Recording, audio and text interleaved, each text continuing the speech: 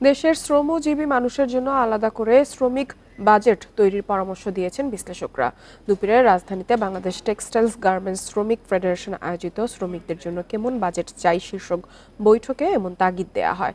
তারা বলেন, জাতীয়ভাবে শিশু বাজেট, স্বাস্থ্য, শিক্ষা বাজেট আছে, কিন্তু বাজেটে শ্রমিকদের জন্য খুব বেশি আলোচনা করা হয় না।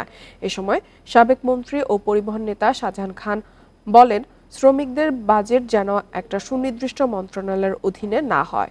পাশাপাশি শ্রমিকদের কাজগুলো সমন্বয় করতে একটি প্ল্যাটফর্ম করার কথা বলেন তিনি। এ সময় আগামী বাজেটে শ্রমিকদের মজুরি বৃদ্ধির পাশাপাশি রেশনিং, চিকিৎসা, যাতায়াত, আবাসন ব্যবস্থার বিষয়ে গুরুত্ব দেওয়া দরকার বলে মনে করেন সিপিডির গবেষণা পরিচালক ডক্টর খন্দকার গোলাম মোয়াজ্জেম।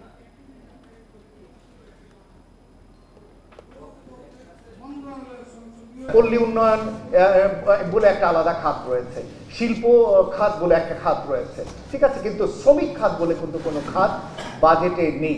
মাননীয় প্রধানমন্ত্রীকে আমি আহ্বান জানাবো, আমরা সকলেই মিলি, যে শ্রমিকদের স্বার্থ রক্ষার জন্যে আপনি নিজে বলেছিলেন রেশনিং ব্যবস্থা বা তাকে একটা কার্ড ন্যূনতম মূল্যে আপনার অন্তত একটা কার্ড ইস্যু করবেন।